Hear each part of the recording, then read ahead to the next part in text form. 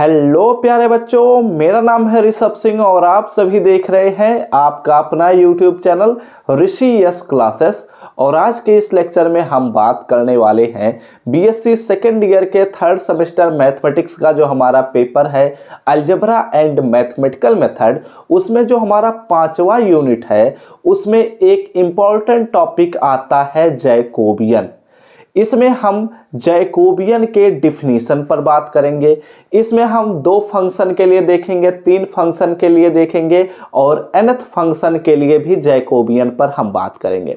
और साथ ही साथ जो पिछले 10 सालों से क्वेश्चंस पूछे जा रहे हैं आप सभी के यूनिवर्सिटी में, उन सभी क्वेश्चंस को हम प्रैक्टिस भी करेंगे एज एन एग्जाम्पल। तो चलिए अपने इस लेक्चर की शुरुआत करते हैं। लेकिन इससे पहले हम ऑलरेडी आप सभी को यूनिट 5 में काफ़ी सारे लेक्चर्स को प्रोवाइड कर चुके हैं। अगर उस लेक्चर को आप लोग अभी तक नहीं देखे हैं तो आई बटन पर जाकर देख लीजिएगा, या फिर पूरे पेपर के ही प्लेलिस्ट का लिंक आप सभी को हम डिस्क्रिप्शन में प्रोवाइड कर देंगे। और इस चैनल पर पहली बार आए होंगे तो जरूर नीचे दिए हुए रेड बटन पर क्लिक करके सब्सक्राइब कर लीजिएगा। साथ ही बेल आइकन को ऑल पर भी सेलेक्ट कर लीजिएगा, जिससे इस प्लेलिस्ट के अगले लेक्चर के नोटिफिकेशन आपके पास सबसे पहले पहुंचे। तो चलिए अपने कॉपी और पेन लेकर बैठ जाइए, सभी चीज़ों को नोट डाउन करते चलिएगा, क्योंकि हम मैथमेटिक्स के नोट्स को आप सभी को टेलीग्राम ग्रुप में नहीं प्रोवाइड करते बल्कि यहीं पर ही सब कुछ लिखवा देते हैं।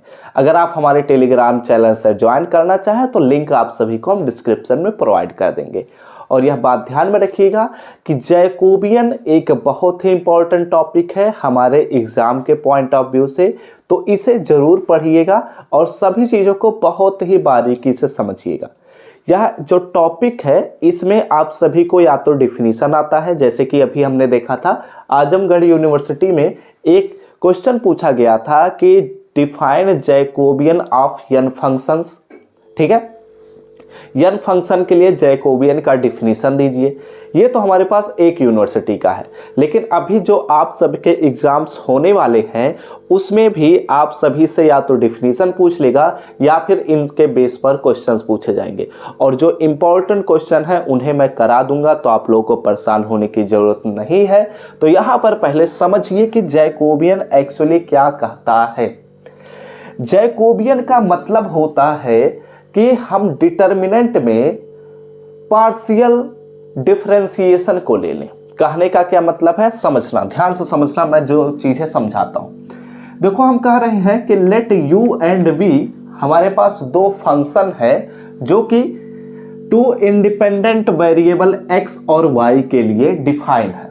ठीक है, then Jacobian of u comma b with respect to x comma y is denoted by, हमारे पास जो जैकोबियन है इस फंक्शन u और v के लिए उसे हम कुछ इस प्रकार डिनोट करते हैं। यहाँ पर मैं नोटेशन लिख देता हूँ, j of u comma v से डिनोट कर सकते हैं, या फिर ऐसे भी लिख सकते हैं जैकोबियन ऑफ, यहाँ पर ऐसे लिख सकते हैं जैकोबियन ऑफ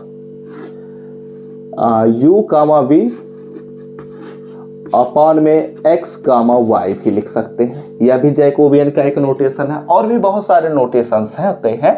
ठीक है, लेकिन ये मेनली उपयोग किए जाने वाले नोटेशन है, तो इन पर ज़्यादा फोकस करिएगा। और ये तो हमारे पास नोटेशन हुआ, लेकिन अगर डिफाइन करते हैं एंड डिफाइंड बाई, ठीक है, एंड डिफाइंड बाई, इसे हम कुछ इस प्रकार डिफाइन करेंगे कि जैकोबियन ऑफ, हम लिख देते हैं, चलो u कामा v मैंने लिख दिया, इज इक्वल टू यहाँ पर partially derivative of u comma v upon में partial differentiation x comma y। ठीक है, इसे हम क्या पढ़ेंगे, Jacobian of u comma v with respect to x comma y, इसे भी हम पढ़ेंगे, यह भी एक नोटेशन ही है। इज इक्वल टू क्या होता है हमारे पास, determinant of partially derivative of del u upon में डेल x। ठीक है, और यहाँ पर होगा हमारे पास डेल u अपॉन में डेल y, और यहाँ पर हमारे पास होगा डेल v अपॉन में डेल x, और यहाँ पर होगा हमारे पास डेल v अपॉन में डेल y। ठीक है, डिटर्मिनेंट क्लोज। यानी कि जैकोबियन क्या है? जैकोबियन एक्चुअली डिटर्मिनेंट वैल्यू होता है किसका किसका? Partially differentiation of these function with respect to that variables x and y। ठीक है, कहने का मतलब है, फिर से मैं रिपीट करता हूं, जैकोबियन जो होता है किसी भी फंक्शन के लिए, और ये अलग अलग फंक्शन पर ऑपरेट होते हैं। कहने का क्या मतलब है, जैसे यहाँ पर दो फंक्शन के लिए मैंने इस जैकोबियन को डिफाइन किया है, ऐसे ही तीन फंक्शन के लिए भी जैकोबियन डिफाइन होगा, ऐसे ही n फंक्शन के लिए भी जैकोबियन डिफाइन होता है।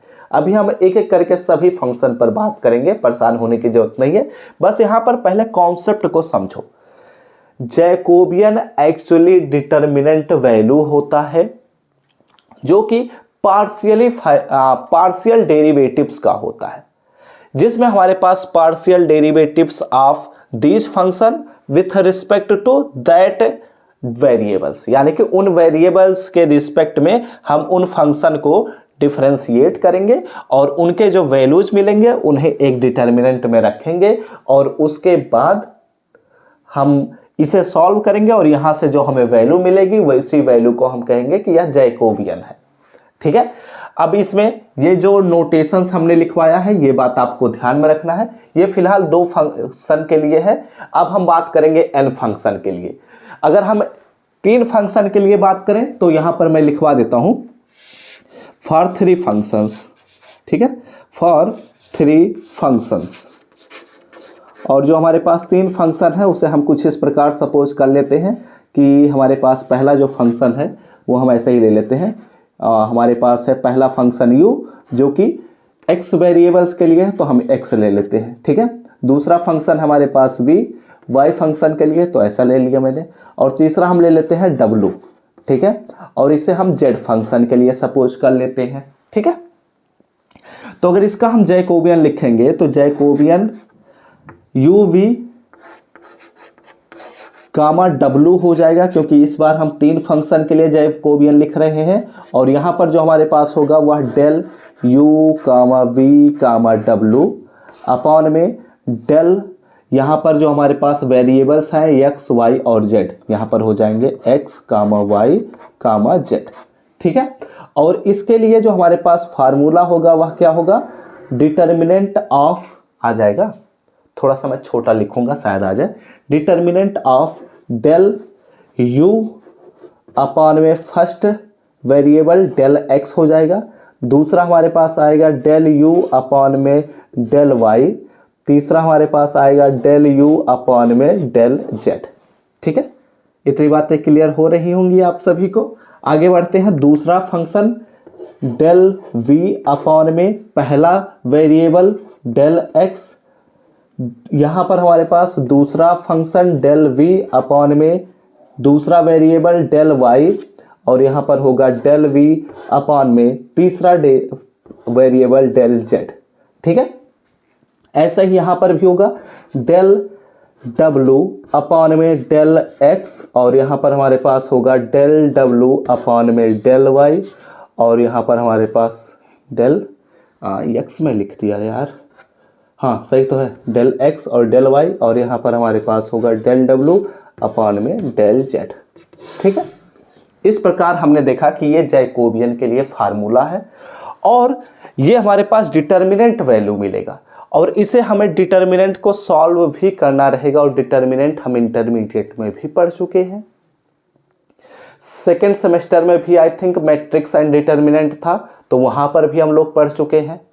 तो फिलहाल इसका स्क्रीनशॉट लीजिए, और हमने जैकोबियन का कॉन्सेप्ट को समझा।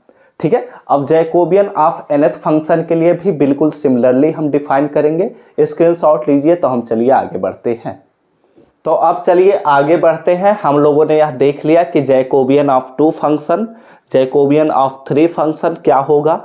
अब हम बात करते हैं जो आप सभी के आजमगढ़ यूनिवर्सिटी में पूछा गया था, जैकोबियन ऑफ n फंक्शंस का डिफिनीशन दीजिए। तो बहुत ही आसान है, बस इसमें n फंक्शन को सपोज करना है, जबकि हम अभी तक 2 और 3 फंक्शन को ले रहे थे। ठीक है, तो क्या करेंगे, और यही मेन फार्मूला यहाँ पर जो मैं लिखने वाला हूँ, यही मेन फार्मूला भी है। इसी के बेस पर ही हम सभी क्वेश्चंस को भी सॉल्व करेंगे। ठीक है, तो अभी तक एक्चुअली जो चीजें मैंने पढ़ाया वो बस एक बेसिक कॉन्सेप्ट था, जिसके आधार पर हम इस बिल्डिंग को खड़ा करने वाले हैं। तो थोड़ा सा समझिए, हम क्या लिखते हैं, लेट, अब इस बार हम n फंक्शन को सपोज करेंगे, तो हम ले लेते हैं कि u1 u2 u3 and so on, हमारे पास un फंक्शंस हैं। ठीक है, और फंक्शंस ऑफ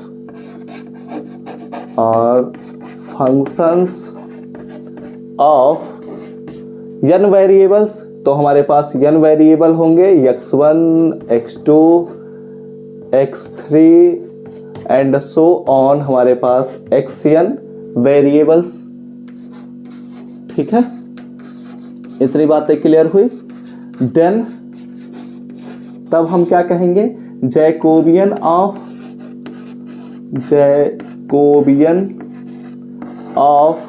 किसको, Jacobian of u1 u2 u3 and so on un with respect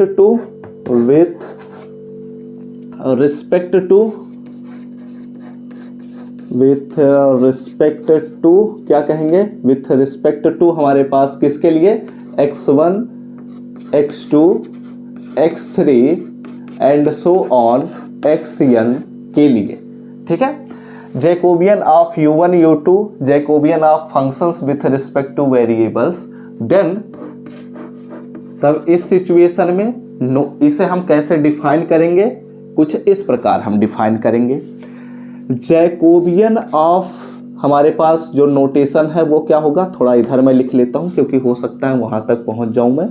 Jacobian of u1 u2 u3 and so on un, ये नोटेशन है। या फिर एक और नोटेशन हम जानते हैं, डेल u1 u2, ठीक है, u2 u3 and so on un upon में हमारे पास क्या होगा, डेल, यहाँ पर हम लिख सकते हैं x1 x2 x3 and so on xn भी हम लिख सकते हैं। ठीक है, अब उधर आएगा नहीं तो यहीं पर मैं लिख देता हूं, इज इक्वल टू क्या होगा, determinant of del u1 with respect to x। ठीक है, partially derivative of u1 with respect to x2। ठीक है, ऐसे ही हमारे पास पार्शियली डेरिवेटिव ऑफ u1 अब with respect to del x3 and so on. ऐसे ही हम करते चले जाएंगे हर एक वेरिएबल के लिए, और हमारे पास लास्ट में मिलेगा डेल u1 अपॉन में डेल xn। ठीक है, बातें क्लियर हुई। ऐसे ही अब हम दूसरे फंक्शन को उठाएंगे, del u2 with respect to x, del u2 with respect to x2, यहाँ पर x1 है। ठीक है, यहाँ पर डेल u2 अपॉन में del x3 and so on, यहाँ पर हो जाएगा हमारे पास डेल u2 अपॉन में डेल xn। ठीक है, बातें क्लियर हुई। ऐसे ही हम इधर भी चलते चलेंगे, और लास्ट में लास्ट लाइन हमें मिलेगा डेल un अपॉन में डेल x1, यहाँ पर हमें मिलेगा डेल un अपॉन में डेल x2। ऐसे ही यहाँ पर आएंगे तो यहाँ पर हमें मिलेगा डेल un अपॉन में डेल x3, और यहाँ पर ऐसे ही हम चलते चले जाएंगे तो यहाँ पर हमें मिलेगा डेल un अपॉन में डेल xn। ठीक है, बातें क्लियर हुई, यहाँ तक समझ में आया। तो यही है जैकोबियन। यहाँ पर हम क्या करेंगे, बल्कि अभी तक हम 2 फंक्शन या 3 फंक्शन के लिए, वेरिएबल्स या फंक्शंस के लिए हम जैकोबियन लिख रहे थे। यहाँ पर हमारे पास n फंक्शंस के लिए ये जैकोबियन लिखा गया है। ठीक है, कुछ डिफरेंस नहीं है, बल्कि हमें इसी का ही डिटर्मिनेंट निकालना है, और जैसे जैसे हम डिटर्मिनेंट सॉल्व करेंगे हमारा जैकोबियन का सॉल्यूशन निकल जाएगा। ठीक है, कुछ और एक्स्ट्रा नहीं करना है। अब इसमें जैकोबियन के कुछ प्रॉपर्टीज़ को हमें समझना है, लेकिन जैकोबियन को प्रॉपर्टीज़ को हम फिलहाल नहीं बात करेंगे। हो सकता है अगर मन करेगा तो हम अगले लेक्चर में पढ़ा देंगे, क्योंकि उतने ज़्यादा इंपॉर्टेंट नहीं है प्रॉपर्टीज़, लेकिन इनके बेस पर जो एग्जाम्पल्स पूछे जाते हैं वो बहुत ही इंपॉर्टेंट हैं। ठीक है, तो फिलहाल इनका स्क्रीनशॉट लीजिए और चलिए हम एक बहुत ही बेसिक सा एग्जाम्पल लेते हैं जिसके द्वारा हम समझा सकें कि जैकोबियन का हम कैसे इस्तेमाल करते हैं निकालने के लिए। तो फिलहाल इसका स्क्रीनशॉट लीजिए और चलिए एक एग्जाम्पल की तरफ हम बढ़ते हैं। तो चलिए अब हम एक एग्जाम्पल को लेते हैं और यह एग्जाम्पल जो है यह बहुत ही इंपॉर्टेंट क्वेश्चन है, क्योंकि यह डीडीयू यूनिवर्सिटी में भी पूछा गया है, सिद्धार्थ यूनिवर्सिटी में भी पूछा गया है, राम मनोहर लोहिया अवध यूनिवर्सिटी में भी यह क्वेश्चन पिछले 10 सालों में कई बार पूछा गया है। तो इस क्वेश्चन को हम बहुत ही अच्छे से समझेंगे और इसे हम एग्जाम्पल के तौर पर उपयोग भी करने वाले हैं। देखो हमारे पास फंक्शन दिया गया है u1, u2, u3, यानी कि 3 फंक्शंस हमारे पास दिए गए हैं। तो इसके पास 3 वेरिएबल्स भी होंगे। यहाँ पर देखो u1 जो फंक्शन है वह x2 x3 अपॉन में x1 के रूप में दिया गया है। u2 जो हमारे पास फंक्शन है वह x1 x3 अपॉन में x2 के रूप में दिया गया है। और u3 जो हमारे पास फंक्शन है वह x1 x2 अपॉन में x3 के रूप में दिया गया है। तो पूछा रहा है कि Jacobian of u1 u2 u3 is equal to 4 हमें प्रूव करना है। ये बात हमसे पूछा जा रहा है। ठीक है, इतनी बातें क्लियर हुई। तो अब अगर पूछा जा रहा है, प्रूव करने के लिए बोल रहा है, यानी कि आंसर हमें पता है, आंसर हमें इतना लाना है। तो अब हम कैसे ला सकते हैं? इसके लिए हमने एक फार्मूला को पढ़ा है जिसे हम कहते हैं जैकोबियन ऑफ n फंक्शंस। ठीक है, तो उसी का ही हम इस्तेमाल करेंगे। तो चलिए सॉल्यूशन पर हम बात करते हैं। ठीक है, यहाँ पर देखो हमारे पास फंक्शन जो दिया गया है, पहले लिख दीजिए कि गिवन दैट, और ये हमारे पास फंक्शन दिया गया है। ठीक है, मैं नहीं लिख रहा हूँ क्योंकि बोर्ड कम पढ़ सकता है, इसलिए आप लोग पहले लिखिए गिवन दैट, और हमारे पास u1 फंक्शन दिया गया है, u2 फंक्शन दिया गया है और u3 फंक्शन दिया गया है। ठीक है, तब हमें क्या करना है, u1 का x1 के रिस्पेक्ट में पहले पार्शियली डेरिवेटिव निकालना पड़ेगा, u2 का भी x1 के रिस्पेक्ट में निकालना पड़ेगा, u3 का भी x1 के रिस्पेक्ट में निकालना पड़ेगा। यानी कि सभी फंक्शंस के हमें पहले x1 x2 x3 के रिस्पेक्ट में पार्शियली डेरिवेटिव निकालना पड़ेगा। तो चलिए हम निकालते हैं एक एक करके। तो यहाँ पर हमारे पास जो पार्शियली डेरिवेटिव u1 का हम करेंगे with respect to x1 is equal to हमारे पास क्या होगा, और पार्शियली डेरिवेटिव में यह समझ लीजिएगा, ध्यान से सुन लो मेरी बातों को, क्योंकि पार्शियली डेरिवेटिव आप सभी के सिलेबस में नहीं है, तो मैं समझाता हूँ, थोड़ा सा ध्यान से सुनना। जब हम किसी भी फंक्शन का किसी वेरिएबल के रिस्पेक्ट में पार्शियली डेरिवेटिव निकालेंगे तो कुछ इस प्रकार से हम डिनोट करते हैं। ठीक है, या नोटेशन करते हैं। तो क्या होता है कि जब हम किसी फंक्शन को किसी भी वेरिएबल के रिस्पेक्ट में पार्शियली डेरिवेटिव निकालते हैं तो उस फंक्शन में केवल और केवल वही वेरिएबल ही डिफरेंशिएट होता है, और सभी जितने भी वेरिएबल्स हैं उन्हें हम कांस्टेंट के रूप में ट्रीट करते हैं। क्या करते हैं? कांस्टेंट के रूप में ट्रीट करते हैं। यह बात हमेशा दिमाग में बैठा लो। तो कैसे करेंगे समझिएगा। अगर हमें करना है x1 के रिस्पेक्ट में, तो ऊपर वाला तो हमारा कांस्टेंट हो गया, क्योंकि x2 x3 हमारा कांस्टेंट है, दूसरे वेरिएबल्स हैं तो वो कांस्टेंट के रूप में ट्रीट होंगे। लेकिन 1/x1 का अगर हम करेंगे डिफरेंशिएशन तो x1 का स्क्वायर हो जाएगा, और यहाँ पर x1 को हम कांस्टेंट रखेंगे और इसका जो हम डेरिवेटिव करेंगे तो वह कांस्टेंट है तो 0 हो जाएगा। ठीक है, माइनस इसे इस बार छोड़ देंगे x2 x3, और x1 का हम पार्शियली डेरिवेटिव करेंगे तो x1 के रिस्पेक्ट में ही करना है तो 1 ही मिलेगा, इसलिए मल्टीप्लाई बाई 1। यानी कि हमारे पास यह जो वैल्यू मिल रही है वो कितना मिल रही है, माइनस x2 x3 अपॉन में x1 का होल स्क्वायर हमें मिलेगा। ठीक है, अच्छी बात है। अब हम क्या करते हैं, u1 को x2 के रिस्पेक्ट में भी पार्शियली डेरिवेटिव निकाल लेते हैं। क्योंकि इन सभी का हम इस्तेमाल करेंगे अभी आगे चलकर जब हम डिटर्मिनेंट में रखेंगे। तो यहाँ पर हमें मिलेगा डेल x2 के रिस्पेक्ट में, तो x3 और x1 कांस्टेंट के रूप में ट्रीट होंगे और x2 का जब हम पार्शियली डेरिवेटिव करेंगे तो हमें 1 मिलेगा, इसलिए यहाँ पर मिलेगा x3 अपॉन में x1।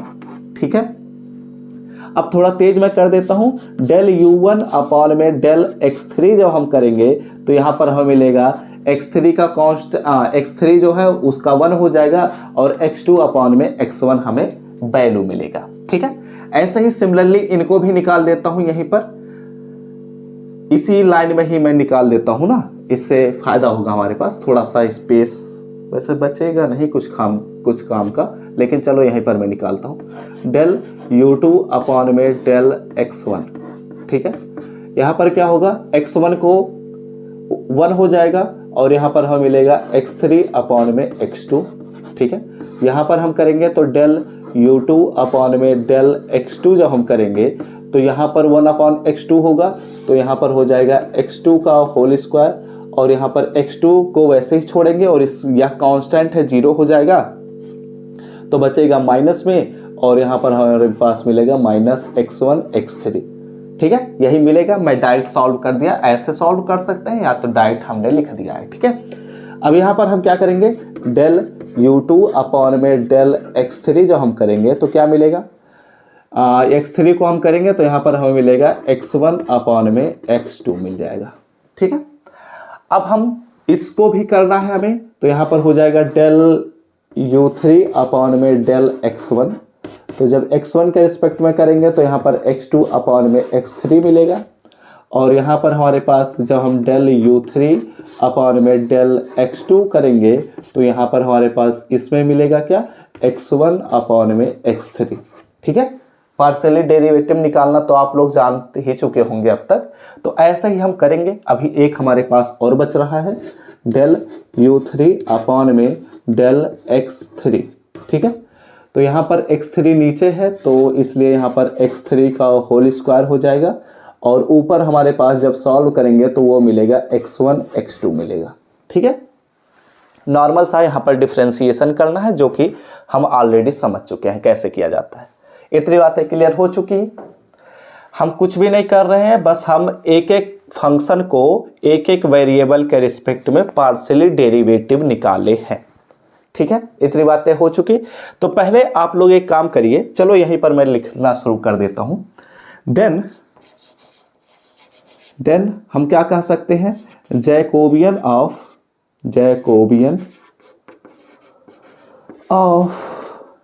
u1 u2 u3 with respect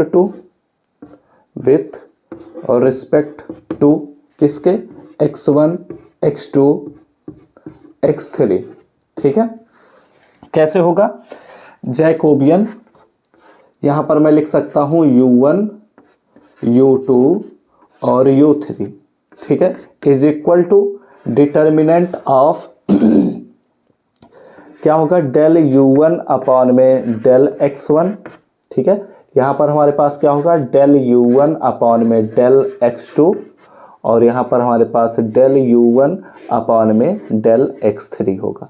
ठीक है, डेल x3 फार्मूला मैं लिख रहा हूँ, कुछ अलग नहीं लिख रहा हूँ, तो थोड़ा ध्यान दीजिएगा। डेल u2 अपॉन में del x1, del u2 upon में डेल x2 और डेल u2 अपॉन में डेल x3। ठीक है, यहाँ पर क्या होगा, डेल u3 अपॉन में डेल x1, यहाँ पर हमारे पास होगा डेल u3 अपॉन में डेल x2। अगर आपको क्लियर नहीं दिख रहा है तो वीडियो की क्वालिटी बढ़ाइए, अदरवाइज मेरे शब्दों पर फोकस करिएगा। डेल u3 अपॉन में डेल x3। ठीक है, ये हमारे पास डिटर्मिनेंट वैल्यू, इसी को कैलकुलेट करना है। ठीक है, अब हम इन सभी वैल्यूज को ऑलरेडी निकाले हैं। अभी हमने डेल x1 का वैल्यू निकाल लिया, डेल x2 का वैल्यू निकाल लिया, डेल x3 का वैल्यू हमने निकाल लिया, ऐसे ही सभी वैल्यूज को हमने निकाल लिया है। अब इन सभी वैल्यूज को हम इसमें रखेंगे और उसके बाद हम सोल्यूशन निकालेंगे। ठीक है, तो फिलहाल स्क्रीनशॉट लीजिए, तो हम आगे बढ़ते हैं। तो चलिए अब अगले स्टेप की तरफ बढ़ते हैं। हमने वैल्यूज़ को पहले ही लिख लिया क्योंकि अभी मुझे लिखने का पता नहीं चलता, मुझे कहीं ना कहीं से देखना पड़ता, ठीक है। तो मैंने वैल्यूज़ को पहले ही लिख लिया। जैसे ही सभी वैल्यूज़ को रखे जाएंगे, सभी चीज़ें कैलकुलेट किए थे, सभी वैल्यूज़ को रख दिया मैंने। अब देखो यहाँ पर अगर ध्यान से देखा जाए तो इस वैल्यू में भी x1 स्क्वायर है, इस वैल्यू में भी x1 है, इस वैल्यू में भी x1 है डिनोमिनेटर में। यहाँ पर x2 है, यहाँ पर भी x2 स्क्वायर है, यहाँ पर भी x2 है, यहाँ पर x3 है, यहाँ पर x3 है और यहाँ पर x3 का होल स्क्वायर है, ठीक है। हर एक टर्म में डिनोमिनेटर में सेम वैल्यूज है। तो इसलिए हम क्या करते हैं, यहाँ से हम कॉमन ले लेते हैं। x1 स्क्वायर को इससे कॉमन ले लेते हैं, x2 स्क्वायर को इससे कॉमन ले लेते हैं, x3 स्क्वायर को यहाँ से कॉमन ले लेते हैं। तो यहाँ पर हमें मिलेगा 1 में x1 का स्क्वायर, x2 का स्क्वायर और x3 का स्क्वायर, ठीक है। और यहाँ पर डिटर्मिनेंट मिलेगा। अब यहाँ से जब x2 का स्क्वायर 1/x2 का स्क्वायर कॉमन ले लिया है तो यहाँ पर मिलेगा x2 x3, ठीक है। यहाँ से x1 का स्क्वायर कॉमन लिया गया है ना, तो यहाँ पर -x2 x3 मिलेगा। यहाँ से भी 1/x1 स्क्वायर को कॉमन लिया गया है, तो अगर यहाँ पर x1 लिखा गया है यानी कि मल्टीप्लाई हो जाएगा, तो यहाँ पर हो जाएगा x1 x3, ठीक है। बातें क्लियर हो रही हैं। और यहाँ पर नॉर्मल सा डिटर्मिनेंट सॉल्व कर रहे हैं जो कि हम इंटरमीडिएट में पढ़ चुके हैं। तो अब इसमें समय देने की ज़्यादा ज़रूरत तो होगी नहीं मुझे, तो इसलिए मैं थोड़ा सा तेज़ी से लेकर चल रहा हूँ। यहाँ पर हमारे पास क्या मिलेगा, x2 x3, यहाँ पर हमें क्या मिलेगा -x1 x3, यहाँ पर हमें क्या मिलेगा x1 x2, यहाँ पर हमें क्या मिलेगा x3 x2, यहाँ पर हमें क्या मिलेगा x1 x3, ये मिल रहा है। यहाँ पर ऐसा करते हैं, थोड़ा सा चेंज कर देते हैं, ऑर्डर में कर देता हूँ मैं, ठीक है। ये भी हो गया और मैंने कहीं गलती नहीं ना किया है, नहीं। और यहाँ पर हमारे पास क्या मिलेगा -x1 x2 मिल जाएगा, ठीक है। इतनी बातें क्लियर हो चुकी हैं। अब अगर ध्यान से देखा जाए, ठीक है, थोड़ा ध्यान से देखना, तो यहाँ पर अगर देखो ये टर्म बराबर है, यहाँ पर ये टर्म भी बराबर है और यहाँ पर देखा जाए तो ये टर्म भी बराबर है, ठीक है। अगर यहाँ पर देखो तो ये भी बराबर है, ये भी बराबर है, ये भी बराबर है, ठीक है। तो एक काम करते हैं, डिटर्मिनेंट सॉल्व करने का तरीका अप्लाई कर देते हैं, ठीक है।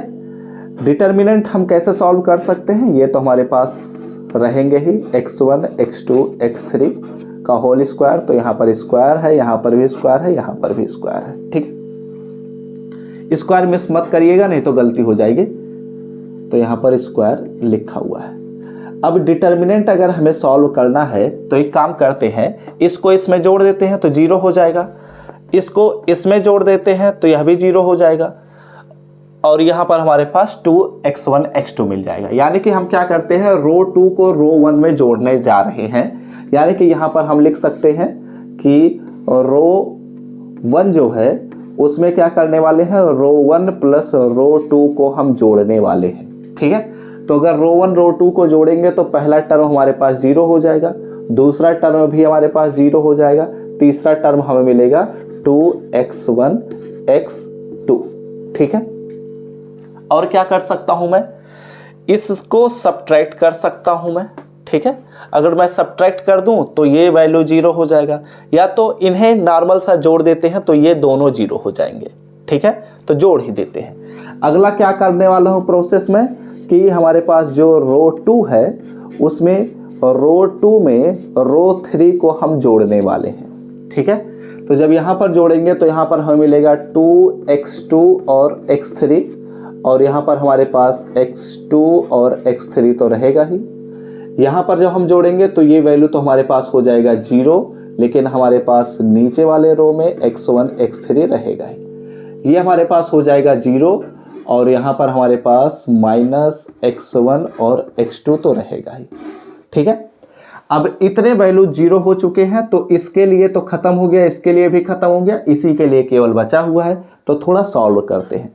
1/x1 का स्क्वायर, x2 का स्क्वायर और x3 का स्क्वायर, ठीक है।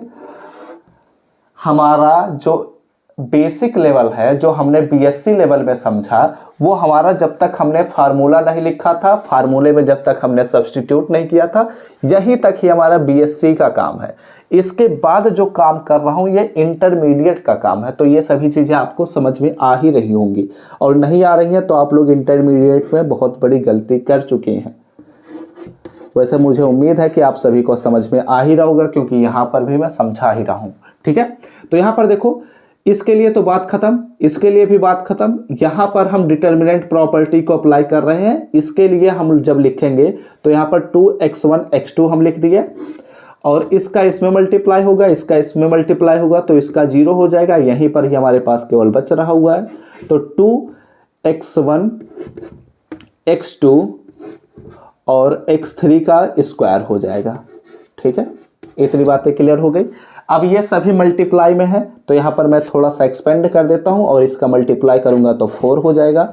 यहाँ पर इसका जब मल्टीप्लाई करूँगा तो x1 का स्क्वायर हो जाएगा। यहाँ पर इसका मल्टीप्लाई करूँगा तो x2 का स्क्वायर हो जाएगा।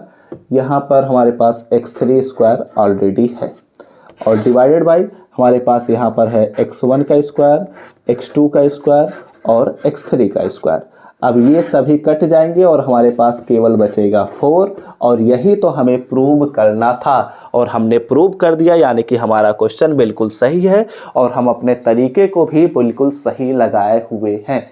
तो स्क्रीनशॉट लीजिए, और इस लेक्चर को यहीं पर ही हम समाप्त भी करेंगे, क्योंकि हमने इस लेक्चर में जैकोबियन का डिफिनीशन देख लिया, और जैकोबियन के बेस पर एक बहुत ही इम्पॉर्टेंट एग्जाम्पल को भी सॉल्व कर चुके हैं।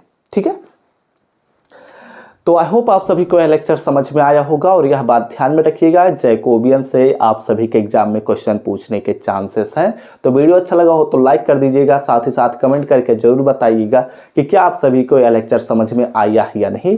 और इसी प्रकार के अगले लेक्चर के नोटिफिकेशन पाने होंगे तो जरूर नीचे दिए हुए रेड बटन पर क्लिक करके सब्सक्राइब कर लीजिएगा, साथ ही बेल आइकन को ऑल पर भी सिलेक्ट कर लीजिएगा, और अपने दोस्तों के साथ शेयर भी कर दीजिए। तो हम सब मिलते हैं अपने नेक्स्ट लेक्चर में, तब तक पढ़ते रहिए, संघर्ष करते रहिए और सफल होते रहिए।